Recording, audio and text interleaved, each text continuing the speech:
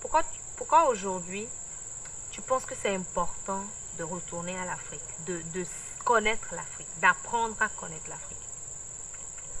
C'est facile d'y répondre à partir de quelques images simples.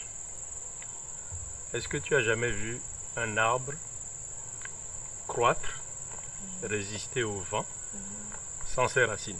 Non. Ça n'existe pas. Est-ce que tu as déjà vu une tortue cheminer sans sa carapace? Ça n'existe pas non plus. Non. Les racines d'un peuple, c'est quoi? C'est son histoire, sa culture et sa langue. Regardons l'Afrique post-coloniale que nous vivons et focalisons-nous sur l'Afrique francophone en particulier. Est-ce qu'à l'école, on nous enseigne, est-ce qu'on nous apprend à l'école à lire et à écrire nos langues nationales? Non. Est-ce qu'on nous enseigne la vérité sur notre histoire, au-delà de la colonisation et de l'esclavage? L'histoire de l'Égypte ancienne n'est pas enseignée. Or, nous venons de l'Égypte ancienne. On ne nous l'enseigne pas. Donc, on ne nous enseigne pas nos langues, on ne nous enseigne pas notre histoire. Et est-ce qu'on enseigne les éléments fondamentaux de notre culture à l'école? Non.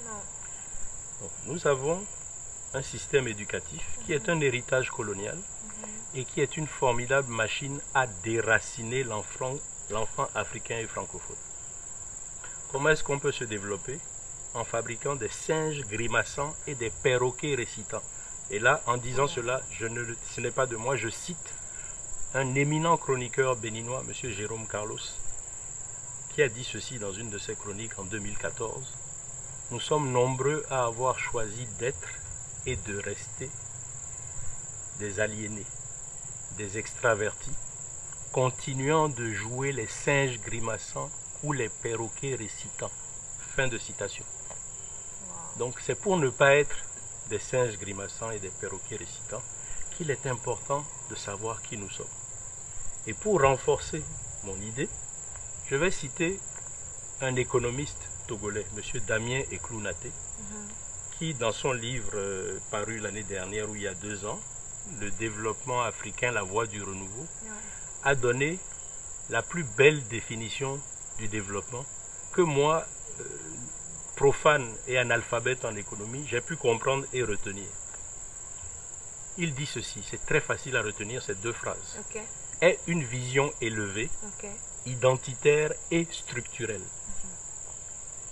Sois toi-même, connais-toi toi-même, construis-toi toi-même. Et si vous voulez comprendre les enjeux liés à la maîtrise de nos langues nationales, au moins des langues véhiculaires, lisez Babingo, au nom des acculturés, de M. Moussibaou Mazou. Je vais vous citer un dicton populaire asiatique qui est à l'introduction de Babingo.